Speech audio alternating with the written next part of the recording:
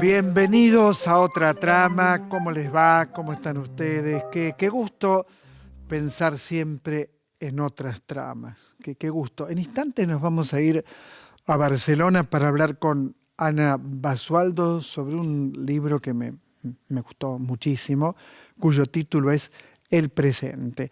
También hoy vamos a hablar de una película impactante, verdaderamente impactante. El título de la película es Silvia y la directora es María Silvia Esteve. Una película muy fuerte, muy inteligente. También nos vamos a encontrar con María Rosa Lojo, que acaba de recibir un premio internacional muy importante para la carrera de ella y también para todos nosotros. Siempre nos alegramos. Y hoy, en otra trama, Paco Jiménez, a quien vi hace mucho tiempo en La Cochera, un grupo mítico cordobés. Me acuerdo que fui enviado por La Nación, por el de La Nación, a cubrir el Festival de Teatro y descubrí La Cochera hace varias décadas ya. Estupendo hablar con Paco, también con Paco Jiménez. Y quiero abrir el programa contándoles que podés ver en la web, por supuesto, Un domingo en familia, en el Cervantes Online. Los años 70. Los años 70 fueron terribles por la dictadura genocida cívico-militar. Y esta obra, escrita y dirigida por Juan Pablo Gómez, escrita por Susana Torres Molina, cuenta un episodio terrible. El 28 de diciembre del 75 secuestran a un dirigente importantísimo de una organización revolucionaria en uno de los recreos que bordea la costanera. Bueno, lo que van a contar allí es impresionante y tiene muchísimo que ver con esa historia violenta y terrible que vivió la Argentina. Y la apuesta de Gómez da cuenta de ese momento donde se secuestraba, se mataba, se torturaba. Uno se pregunta cómo da cuenta la puesta en escena. Bueno, a través del sonido, a través de las actuaciones, y lo podés ver en la web del Cervantes Online. La memoria hay que conservarla siempre, porque nos ayuda a pensar el presente y nos ayuda, sobre todo en este momento, donde todo en el mundo entero, la ultraderecha siniestra está creciendo, y esto es lamentable, pero es así. Tenemos que enfrentarla de todas las maneras posibles. Cuando digo de todas las maneras me refiero dentro del marco de la democracia, es decir, con ideas, con leyes, con movilizaciones, pero hay que enfrentar siempre a la ultraderecha. Lo digo sin ningún tipo de corrección en mis palabras. Son lo peor. Ténganlo en cuenta. Son lo peor. Una película, Yo Adolescente, que es una película que tiene muy buena repercusión. El director y guionista es Lucas Santana y la historia se ubica en Buenos Aires tras la tragedia de Cromañón. Qué terrible volver a recordar Cromañón, pero también, insisto, tal como decía recién Un domingo en familia, tenemos que aprender aún de experiencias tan terribles como estas. Un elenco de jóvenes y una película que se anticipa como muy impactante. Habla de la amistad, de la sexualidad, también de la depresión, también del suicidio. Yo Adolescente. Por Cinear, la puedes ver por Cinear. De estas dos recomendaciones que me parecen importantes para compartirlas con vos hoy en esta tarde de sábado, nos vamos a Barcelona, como les dije, y saludo a Ana Basualdo. ¿Cómo estás? Ana, Osvaldo Quiroga te saluda. ¿Cómo estás? ¿Cómo estás, Gustavo? Muchas gracias. Un placer estar en este programa que está muy bueno todo lo que has anunciado y muy bueno el editorial. Son lo peor. Son lo peor, sin ninguna duda.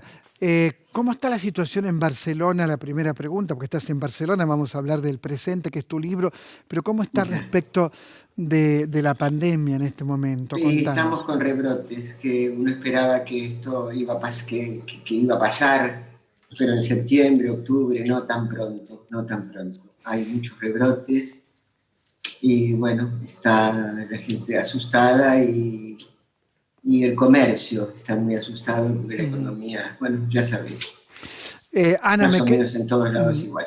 Ana, me impactaron muchas cosas de tu libro, notas de otra época, pero con tanto interés, no solo por los personajes que desfilen en tu libro, Mm. sino también por la prosa y por esta idea de la crónica donde no está la cronista en primera persona, como lamentablemente ocurre tan seguido. Por ejemplo, me acuerdo de Ada Falcón, es un trabajo, para mí es como un cuento, tu nota, Muchas tu gracias, artículo muchas sobre Ada gracias. Falcón. ¿Qué pensás de esto que hablamos de la crónica a partir de Blackie, de Ada Falcón, a partir de todo lo que aparece en el texto? Bueno, es que lo que pasa es que es una manera de trabajar que teníamos, ¿no? Y que el cronista estaba para registrar, para contar, pero no para contar lo que le pasara a él, sino para representar lo investigado, lo indagado, lo con pasión, claro. Las dos, de esas, digamos, las tres primeras eran indudables para mí. Fue muy complicado hacer la selección, muy complicado, pero esas tres, sobre todo las dos primeras, eran indudables. La de Eh, Leonardo mm, Fabio y la de Ada Falcón. Sí. Ada Falcón no le daba entrevistas a nadie, nunca. No, Vivía recluida, tal como vos sí, contás en tu texto, sí. en una casa pequeña. Atrás había una casa En importante. una casucha, un solo espacio, un solo ambiente mínimo ¿Y de un terreno. Sí, sí, cómo sí. llegaste a ella, Ana? Bueno, realmente fue el modo en que procedí, yo no sabía lo que iba a hacer, porque todos me decían, digamos, lo que sabían quién era Fada Falcón, porque no era de mi generación, era de la generación de mis padres, digamos. Pero había, me acuerdo, un gran periodista de ese tema, especializado en ese tema, en cine argentino y en tango, etcétera, que era Jorge Couselo, estaba en Panorama, y me dijo, Claro. Ana, ni se te ocurra, porque no quiere ver a nadie, es imposible. Y bueno, bastó que me dijera eso para que decidiera ir y por supuesto, sobre todo, y esto hay que decirlo en voz muy alta, y mi jefe en ese momento, Ernesto Yo, me apoyó absolutamente y me dijo anda y quédate todo el tiempo que haga falta y hacer lo que quieras. Y bueno, yo lo que hice fue merodear, digamos, merodear y hablé con unos vecinos y me dijeron que a la hora que salía y entonces, digamos, me atreví y le dije, ¿ustedes no me alquilarían una habitación aquí al lado? Porque vivía exactamente al lado de la casucha, del terreno donde vivía Ada. Entonces, encantadores me alquilaron y yo, digamos, cuando salió, ellas me dijeron, fíjate que ella va a salir siempre a la siesta, ella sale a la hora de la siesta, como las víboras. Entonces, y salió, la vi salir, y bueno, eso lo cuento, pero y la seguí cuando iba al correo y cuando salió la abordé y simplemente le dije, hola, hola Ada. Y me dijo, hola, ¿qué tal? ¿No me acompañaste? Que tengo que cambiar estos fideos por no sé qué, por una lata de sardinas. Y ahí empezamos a hablar, pero yo no le dije que era periodista. Y También, charlé, también es muy impactante tu encuentro con Blackie, que representa oh, qué grande. otro tipo de Bueno, nada que periodismo, ¿no? ver, claro. ¿Cómo fue esto? Bueno, esto fue completamente distinto desde el punto de vista del trabajo, digamos, fue mucho más fácil, porque yo a Falcón le dediqué mucho trabajo de investigación en su época de cantante, ¿no? Y con Blake fue distinto, era la entrevista. Era la entrevista, yo la acompañé en toda una jornada de trabajo en no me acuerdo qué canal era, 7, 13, no me acuerdo. 7, el canal Y, 7, siete. este que estamos Y ahora. bueno, fue mira, toda la toda la jornada de trabajo, de la mañana a la noche, y bueno, cada tanto ella venía al despacho y charlábamos, pero todo el tiempo era interrumpida por mil cuestiones, y fue fascinante, pero no fue eso, yo no hice ningún otro trabajo, era cederle a ella digamos, el protagonismo de su extraordinario discurso oral, que era extraordinario, una narradora maravillosa. Yo me acuerdo de un libro de cuentos tuyo, creo que es del año, por ahí me equivoco, De los 72, creo, 80. 80, los 80, No, 82 de los 80. en los 80, Oldsmobile. Oldsmobile. Sí, porque lo escribí acá en Barcelona. Yo me vine en el 75 y ese libro lo escribí acá en los Bueno, y a 80. mí me parece que el presente está atravesado por tu talento como escritora. Pienso, por ejemplo, en el artículo que escribí sobre Eva Perón 20 años después.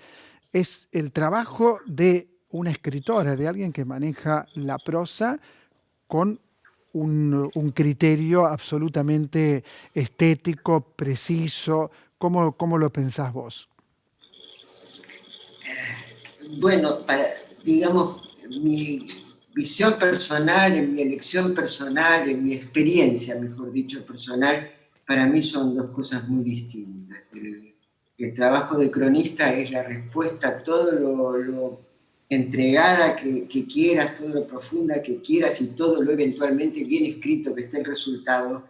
Es la respuesta a un estímulo exterior, algo de la realidad que me pincha, digamos, me golpea, me hace pensar y me hace trabajar, digamos.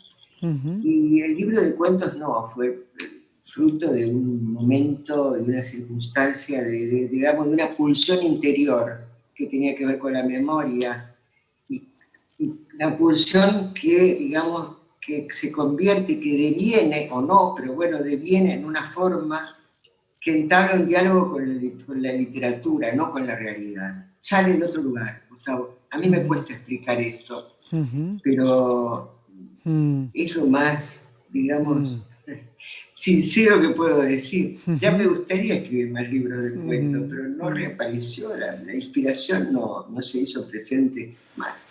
Eh, mm, Pero tengo un oficio de cronista, me gusta contar las cosas.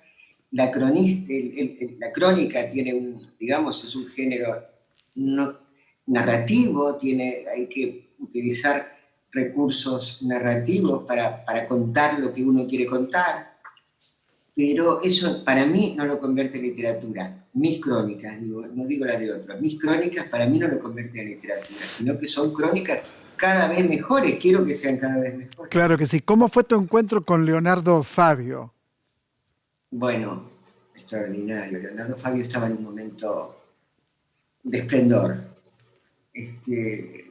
físico y mental, y fue muy bueno, realmente, fue muy bueno. Era simplemente escucharlo. Era mucho más guapo que esa y estaba. Yo cuando lo vi era Mm. joven, era realmente irresistible, con un magnetismo así, una No, cosa de un magnetismo la- tremendo. las tres primeras películas de él son inolvidables, ¿no? Para Geniales, mí, son geniales. La Crónica de obra un... maestra para mí es El Dependiente, pero las Claro, tres son claro, Crónica de un niño solo, El extraordinarias. Dependiente y el Buenísimo. romance del Aniceto y la Francisca, es Maravillosas, para mí eso maravillosas. Fabio. Después lo demás quizás es discutible, pero esas tres películas son Y increíbles. bueno, cuando yo lo Mm. entrevisté todavía no había visto más que esas tres películas. Y por eso fue que fui, digamos, porque se estaba por estrenar Juan Moreira y había como una expectativa. Entonces la idea, también apoyada, debo decir, por Ernesto Yo, era presentarle al lector, es que teníamos eso en la cabeza, ¿no? El servicio al lector. Presentarle al lector todo el panorama, todo un retrato lo más completo posible de Fabio, que tenía muchas facetas en este momento. Y con Muy Cortázar, distintas además. con Cortázar, Ana. Mm. Bueno, Cortázar muy distinto porque yo le hice una entrevista muy circunstancial para el diario de La Vanguardia, yo trabajaba en La Vanguardia, él pasaba por Barcelona, no me acuerdo por qué, y yo le hice una entrevista sobre, básicamente, a mí me gusta mucho la novela, me dio el gusto de hacerlo hablar de una novela de él que a mí me gusta mucho, que es 62, modelo para armar. Y entonces hablamos y bueno, hay un diálogo muy maravilloso. Una de También las más afables que he conocido en mi vida. en tu libro hay también un gran escritor que para mí es de los más grandes de nuestra Di lengua, Benedetto. que es Antonio Di Benedetto. Alguien reconocido por Juan José Saer, por todos, ¿no? Pero Di Benedetto, leer Sama hoy es maravilloso, volver a leer Sama, ¿no? Yo creo que cada tanto hay que leer Sama. Por supuesto, hay que leer Sama y hay que leer sus cuentos también, ¿no? Claro, claro. Entonces, cuando yo lo entrevisté, y yo creo que me parece que ahí se refleja un poco eso, él estaba muy deprimido. Me acuerdo, yo estaba, como te digo, trabajaba en La Vanguardia y volví, lo entrevisté en un hotel del centro de Barcelona, volví a la redacción y mi jefe, José Ramoneda, amigo mío, me dice, pero Ana, ¿qué te pasa? Tienes una cara como si vinieras de un funeral. Y yo digo, es que he conocido al hombre que está más deprimido del mundo. Nunca he visto una persona más triste. Bueno, la dictadura lo golpeó mucho. A Di Benedetto lo destrozó como destrozó a la Argentina y como destrozó a tanta gente. Totalmente, ¿no? Totalmente. Ana Basualdo, ha sido un placer encontrarme con vos. Te mando un gran abrazo. Muchísimas gracias. Hasta muy pronto. Nos vamos ahora a encontrarnos con Estela Garelli, muy buena actriz, buena amiga también, y ver qué nos recomienda. Hola Osvaldo, hola gente querida de Otra Trama. Hoy quiero recomendarles un libro que me acompaña en cada proceso creativo, que es muy querido por las personas de teatro y se llama La Puerta Abierta y es de Peter Brook. Es también un libro muy interesante para leer para aquellas personas que gustan de ver teatro, porque van a poder meterse en lo que significa nuestra tarea, en qué hacemos en esa cocina del teatro. Y en cuanto a película, me gustó volver a ver una película que vi hace muchos años, que es del 2009, y se llama El Erizo, o El Encanto del Erizo, o La Elegancia del Erizo. Es una película francesa que trabaja sobre la mirada que tiene una preadolescente de los adultos que la rodean. Es una película entrañable, me gustaría compartirla con ustedes. También me gustaría, Osvaldo, que podamos volver a encontrarnos en un teatro, o que los teatreros salgamos a como sea, a hacer teatro cuando ello sea posible. Y quiero enviarles un abrazo enorme a los trabajadores y trabajadoras de la televisión pública. Nos vemos pronto. A cuidarnos.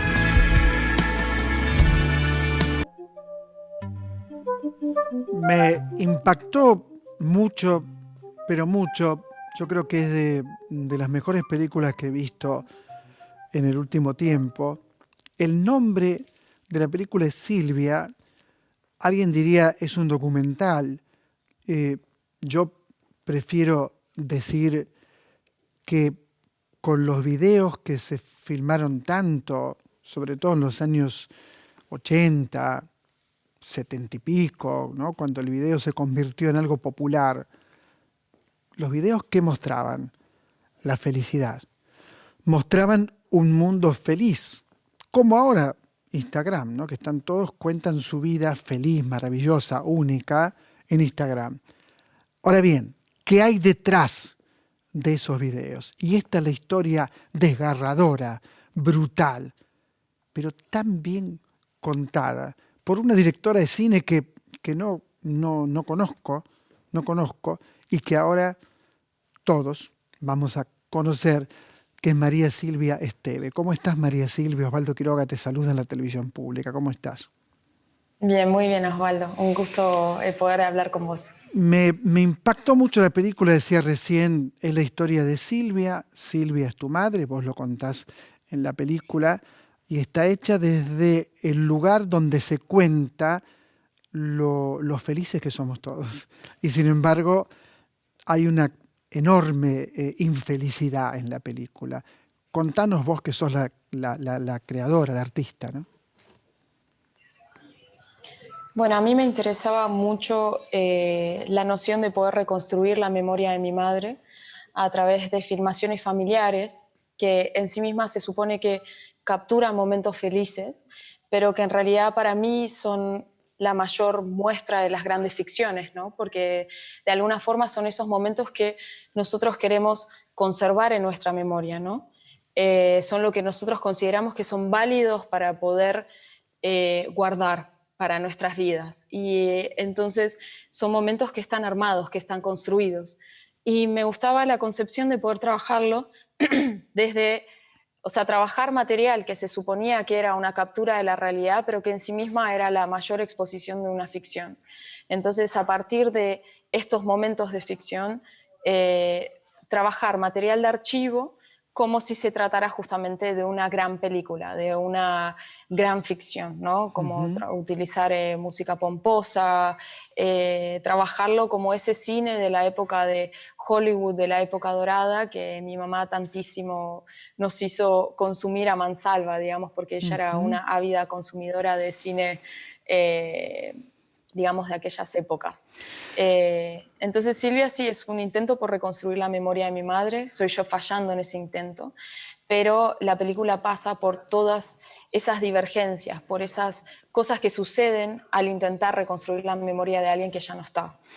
Ahora, qué coraje intelectual, qué coraje como artista que tenés para contar la historia, donde incluso hay discrepancia entre las 4 hermanas, por lo menos esto es lo que me pareció percibir en la película, sobre cómo recuerda una los hechos y cómo la recuerda la otra. ¿Cómo lo ves vos? Bueno, en realidad en primera instancia yo lo vi como un problema, el hecho de que yo empecé a tratar de reconstruir la memoria de mi madre con mis hermanas y me encontré con que ninguna de ellas recordaba lo que yo recordaba. Y ahí me empecé a preguntar cuál era realmente la noción de la verdad, ¿no? Y si realmente era posible el alcanzar una verdad con respecto a lo que pasó. Y me di cuenta justamente de eso, que es imposible reconstruir la memoria de alguien que ya no está, pero que todas esas distintas versiones también hablaban de Silvia y que todas esas distintas maneras de mis hermanas, de mi padre, de recordar lo que pasó, componían la complejidad del personaje de mi madre. Entonces tomé la decisión de utilizar eso como una herramienta, digamos, y que se fuera una herramienta narrativa para construir la historia de Silvia. Entonces sí, las divergencias aportan, digamos, son lo que significa el haberla conocido a Silvia, el haber vivido con ella, digamos. María, para mí como receptor del mensaje estético, Silvia es un personaje. Ahora, Silvia, el personaje, yo jamás hablaría de la vida privada de nadie, el personaje tiene una madre que incluso la amenazó de muerte. Y el personaje, o sea, Silvia, en algún punto repite esta historia. Es como un mecanismo de repetición freudiano, ¿no? Digo, la repite porque construye un matrimonio donde la violencia es terrible y a la vez la vida de los diplomáticos tiene mucho glamour, tiene mucha cosa construida hacia afuera, lindas casas, lindos autos, toda una disponibilidad tiene. Pero lo que hay detrás de eso es muy fuerte y muy, muy terrible. Y me impactó esto, cómo hay cierta repetición en la construcción de cierto historial, diría la tragedia griega, diría de cierto historial de desdicha, ¿no es cierto? ¿Qué te parece esto que digo? ¿Qué pensás de esto que digo? Sí, totalmente estoy de acuerdo y esto fue algo a trabajar dentro de la película. Yo quería, no solamente quería trabajar la noción de lo que significaba el ser una mujer dentro de una época y de el heredar ciertas nociones y ciertos mandatos y el de replicar esos mandatos, del replicar la noción de la belleza, del replicar la noción de una mujer de familia y que el sacrificio fuera inherente a esta condición. Entonces, de alguna manera era el trabajar, ¿no? Como lo que fuera lo hereditario. Y al mismo tiempo era trabajar lo hereditario mi madre, en sus elecciones en la vida, de alguna manera también eligió lo que le era próximo, lo que le era conocido, ¿no? El hecho de, no es casual de que ella haya elegido a una persona también como mi padre, que digamos como que se volvió a replicar un patrón. Y a mí también hasta inclusive me pasó después en él durante de editar la película, de yo misma darme cuenta que yo también estaba inserta dentro de este mismo patrón y que yo también estaba replicando las mismas cosas que mi madre había vivido y que yo estaba evitando hacer, pero de alguna forma lo estaba haciendo. Entonces la película trabaja la repetición, también trabaja la repetición desde lo que es la manera en la que está trabajado el material, la secuencia de casamiento que se repite una y otra vez para justamente cargarla de nuevo sentido cada vez que estas secuencias se repiten. Tiene que ver con esto, ¿no? Con que de alguna manera en cada una de estas repeticiones al mismo tiempo también las cosas se resignifican. Y yo sí creo que mi madre, al repetir una cierta historia que heredó de su madre, si bien repitió esa historia, pero a la vez no. Y al mismo tiempo creo que al repetirla también de alguna forma nos salvó a nosotras de caer en esos mismos espacios. Entonces, sí, Silvia trabaja eso, es algo que pensé con muchísimo detenimiento, digamos, en el hacer de la película. ¿Tu padre vive? ¿Tu padre vio la película? Mi papá sí vive y él no vio la película. A la vez yo he hablado esto con él me ha dicho que él tampoco quiere ver la película. Yo sí creo que uno toma ciertas elecciones en la vida y que de alguna manera esas elecciones tienen cierto tipo de consecuencias y que con el pasaje del tiempo, si bien uno puede cambiar, es importante el ser responsable ante esas elecciones en la vida. Y yo de ninguna manera quise herir a nadie en el proceso de hacer la película, pero sí sabía que mi deber era para con mi madre, que de alguna forma ya no está aquí para poder defenderse y para poder contar su historia. Entonces yo sabía que tenía que anteponer eso, más allá de la carga, de las implicancias morales que también me podía significar el hacer la película o el exponer ciertas cosas, ¿no? Ahora, la que cambió la historia para siempre, y esto es muy emocionante, sos vos. Vos cambiaste la historia para siempre con esta película. Es muy emocionante ver la película. Yo no sé cómo se puede ver la peli, ¿no? Pero la recomiendo más que fervorosamente. Es excelente, es excelente. Te felicito, María Silvia, y seguí filmando, por favor, ¿eh? Seguí filmando.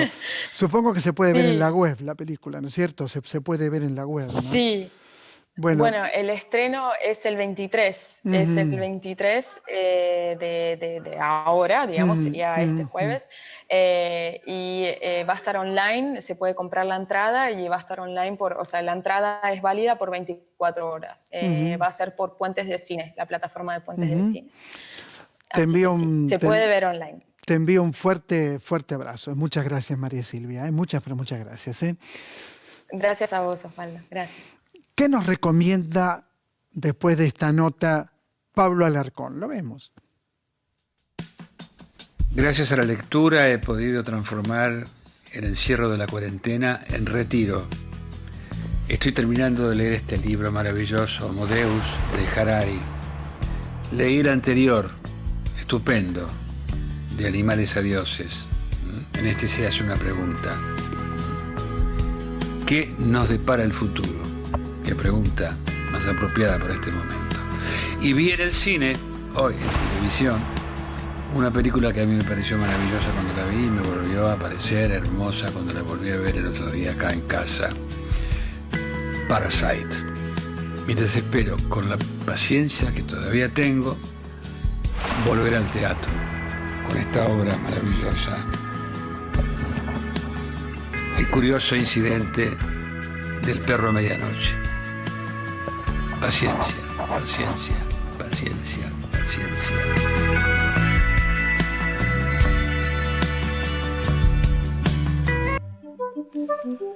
Narradora, poeta, ensayista, notable, y además somos del mismo del mismo pueblo, porque era pueblo, ahora me dicen no, ciudad. No, somos del mismo pueblo, somos de Castelar, los dos. Ella tiene talento, un enorme talento, tanto talento que le acaban de dar un premio importantísimo, que es la Medalla Europea de la Poesía. María Rosa Lojo, Osvaldo Quiroga, te saluda. ¿Cómo estás, María Rosa? Bueno, un gusto saludarte desde tu pueblo y el mío. Ya no es pueblo, no es ciudad, ahora es ciudad, creo. Una sí es una ciudad hace rato, pero bueno, ahora estamos encerradas y encerrados todos acá adentro.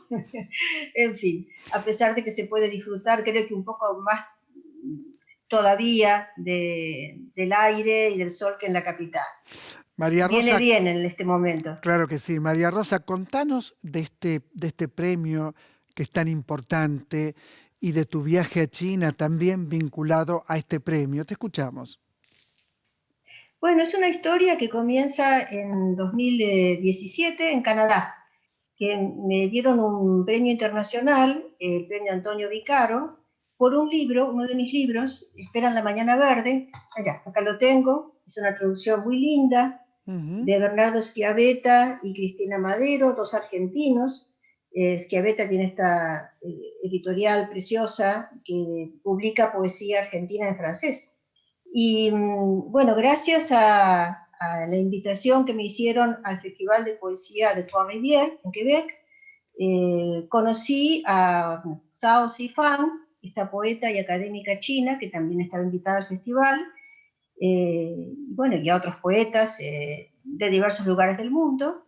Con Zhao Zifang empezó una relación por mail, y duró más o menos unos 2 años esta correspondencia, y en 2019 me invitaron a China, a un festival en Suining, que ella estaba en la organización, y bueno, tuve realmente la fortuna de conocer un país desmesurado, inmenso, muy distinto del nuestro, con cosas impresionantes y admirables, una larguísima historia, ¿no? Y Fue un gran impacto. leían tus poemas en chino, el idioma chino, leían tus Sí, poemas. Qué increíble sí, sí, eso, sí. ¿no? Qué increíble. ¿Y cómo las escuchabas? Con traducción simultánea, obviamente. No, el sistema era parecido al Festival de Poesía de Medellín. Cada poeta leía en su lengua original y después se leía en chino. Así que bueno, fue así. También estaban en la plaza de la ciudad de Suining los poemas expuestos en grandes carteles. Mm. Bueno, viste que la escritura china es para nosotros un dibujo. Así que eran pequeñas obras de arte de caligrafía. Por supuesto no entendía nada, pero fue muy hermoso verlo. Y ahora es una gran emoción pensar que una selección de mi obra va a ser traducida al chino y publicada en una colección especial, que es la serie de los poetas laureados con la medalla Homero. Ujú. Esta colección la lanza una universidad china, la Universidad Normal del Este de China. Así que Qué bueno para toda tu obra. Y días pasados, también en otra nota que te hice en la radio, me contabas de la Recoleta, ¿no? Porque la Recoleta, por otra parte, todos tus sí, trabajos vinculados con Eduarda Mansilla, en fin, con Finisterre, el árbol genealógico, tanto que has producido a lo largo del tiempo y todo lo que vas a producir, ¿no es cierto? ¿Qué es lo que vuelve de la Recoleta? bueno, lo que vuelve es el espacio mismo. Es un espacio realmente de memoria para nosotros, un sedimento y un concentrado de personajes y de historias que han sido significativas para nuestra construcción como país. Y son un patrimonio intangible. Esos vuelven no los mismos del libro anterior, este es un libro diferente, con una propuesta distinta, pero sí algunos personajes han estado antes en mis libros. Por ejemplo, Lucio Victorio Mansilla, su hermana Eduarda Mansilla. Aparece Camila O'Gorman en este libro. Polidoro Segers, que fue un médico belga, el primero en pisar Tierra del Fuego y también en ser testigo del destino trágico que les esperaba a los Selknam y ser parte involuntaria de esa tragedia, ¿no? Es un libro muy variado, con la diferencia con respecto al libro anterior, que si bien, por supuesto, me requiere una familiaridad muy grande con los escritores antiguos y más cercanos. Está Victoria Ocampo también en el libro, ¿no? Otra escritora que frecuenté mucho y sobre la que escribí. Si bien está, por supuesto, el conocimiento de su vida, obra, contexto histórico, la apuesta del libro es imaginar qué les pasa a estos personajes cuando trasponen la barrera de la muerte. Por eso se llama Así los trata la muerte, ese libro. ¿Qué mundo, qué más allá se construyeron? Qué ganas de verlo, ¿no? Y de toda tu obra, porque es una obra muy, digamos, hay ensayos, hay libros de poemas, hay novelas. ¿Qué es lo que más de estas disciplinas, qué es lo que más te gusta hacer? No, todo me gusta, si no, no lo hubiera hecho. Lo que hice con, bueno, mucha asiduidad y mucha laboriosidad fue mi tarea de ensayista e investigadora porque fue mi trabajo, de eso viví. Dentro de la medida en que se puede vivir en la Argentina de eso, pero lo hice con mucha pasión y mucha convicción. A su vez, esa tarea de conocimiento de la literatura y de la historia de la Argentina fue volcada en libros de ficción, en cuentos, en novelas, pero siempre desde una mirada poética. Creo que eso sí me caracteriza frente por ahí a otros narradores y otros ensayistas que no necesariamente tienen por qué escribir ni ficción ni poesía, y es una marca de escritura. Yo miro al mundo desde esa perspectiva de reunión de lo insólito, de visión trastocada de la realidad que te da la poesía. Está en un lugar diferente, un lugar no utilitario, un lugar de contemplación, donde se ve como el revés de la trama. Hablando de otra trama, claro, la poesía te permite ver el revés de la trama. El revés de la trama. María Rosa. Es otra trama también. Claro. Vos también sos un poeta en este programa con ese título. Es otra trama. Te mando un gran abrazo, otra vez felicitaciones y hasta muy pronto, María Rosa Lojo, con todos tus libros, por supuesto, como siempre. Abrazo, un abrazo. Muchísimas gracias, querido Osvaldo. Gracias por esta hermosa invitación. Era María Rosa Lojo y ahora Ernesto Larrese, ¿qué nos recomienda? Lo vemos, vamos. Hola, soy Ernesto Larrese. Quiero mandarle un saludo a los amigos de La Otra Trama y recomendarles este libro que estoy leyendo. Como verán, se llama La biología de la creencia y su autor es un biólogo molecular llamado Bruce Lipton. Es un libro muy interesante porque nos habla desde un punto de vista científico sobre cuál es la fuente de todas nuestras enfermedades. Él acá sostiene que esa fuente son nuestros pensamientos y nuestras emociones, que son los que más nos enferman, mucho más que un virus o mucho más que cualquier otra circunstancia. Y sobre todo porque lo plantea desde un punto de vista muy científico, con sus investigaciones muy bien fundamentadas. Por eso lo recomiendo, porque es de gran ayuda para nuestra salud, sobre todo. Y a nivel de películas, quiero contarles que saldé una vieja deuda que tenía conmigo desde el año pasado, porque no había visto la película Joker, Guasón, y pude en esta cuarentena sentarme frente a mi plasma y verla cómodamente, muy tranquilo, y de verdad que me impactó, no solamente el trabajo de Joaquín Phoenix, que hace un laburo como actor excepcional, altamente envidiable por cualquier otro actor, pero sobre todo porque la película habla de una cosa que me parece muy fuerte, y es la mentira que hemos soportado durante estos últimos años, estos últimos 200 años, de que Estados Unidos es una democracia. Y eso queda totalmente desarticulado. Así que agradezco a esta película y se la recomiendo.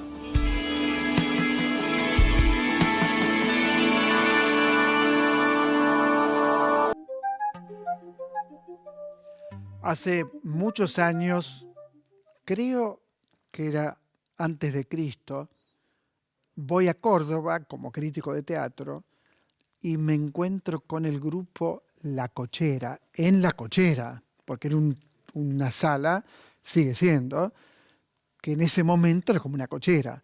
De pronto tiraban piedras en el techo y yo digo, ¿qué pasa? ¿Cae granizo? ¿Está cayendo granizo?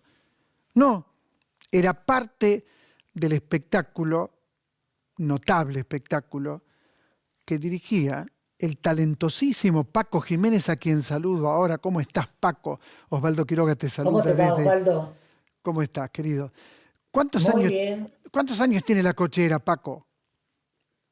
La Cochera 35 y yo 68.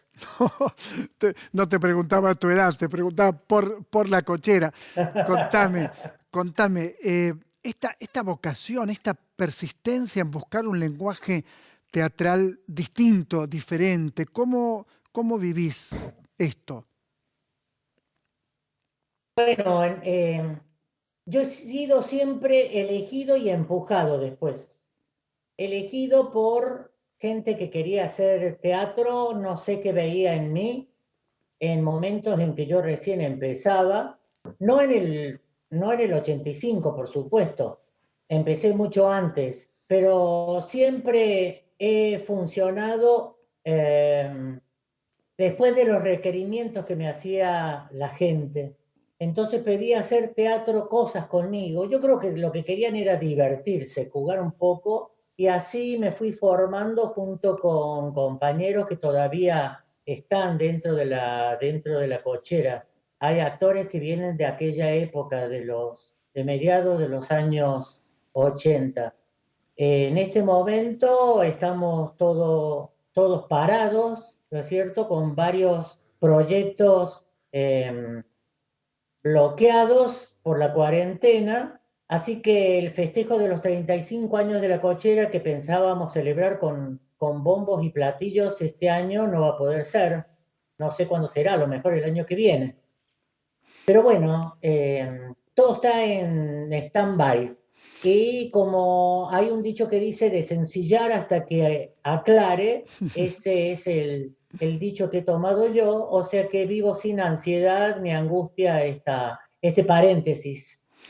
El otro día veía Eh, una clase magistral que está en la web, una clase magistral tuya, y hablabas de cómo te contactabas con los materiales, ¿no? Como un hecho un poco fortuito. De pronto aparecía Pier Paolo Pasolini y Pier Paolo Pasolini daba pie a un espectáculo. Y así Así es. sucesivamente, o la tragedia griega. Contame de estos encuentros intelectuales. Bueno, esos encuentros han sido fortuitos porque eh, gente que me habla de cosas. Mi hermano me hablaba a comienzo del 2000, 2001, 2002, a raíz de Elisa Carrió, que hablaba de la República. Él me comentó que es un buen lector sobre la República de Platón. Entonces, yo me fui a ese libro y lo entregué a los actores porque quería intuitivamente hacer algo con, con ese libro, ya que coincidía en algo con lo que estaba pasando en el país. Así también me llegó por comentarios en México sobre el libro de John Kennedy Toole, La Conjura de los Necios, y salió un espectáculo que se llamó El Noche de Alegría, que lo dimos en Babilonia, que vos fuiste a ver. Claro, Eh, excelente. Me regalaron música de Philip Glass, Claro. entonces yo lo puse a funcionar y salió un espectáculo que también viste en Córdoba. Ujú. Y bueno, lo de Pasolini, lo de Roberto Art con Choque de Cráneos que Choque de hicimos, cráneo, claro. no son todas cosas que no han surgido de Mm, mí como mm, lector de teatro o novelas, ujú. sino por azar, por comentarios. Y bueno, me he nutrido de eso, así como una especie de cartonero. ¿Y percibís el lugar de vanguardia que ocupás en el teatro contemporáneo? Eh, Vanguardia, no, no sé. No, bueno, no, eso no sé. No Mm, percibo. Por otro lado, eh, hace varios años que ya no voy a Buenos Aires, abandoné a los actores de allá, del grupo de La Noche en Vela. ¿Por qué? ¿Por qué? Eh, ¿Por qué?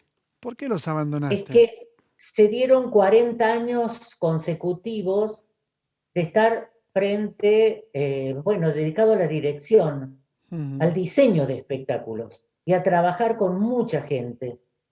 Así que ese año sentí que estaba saturado, que quería vender la cochera y me enfermé gravemente Mm, por primera vez en mi vida.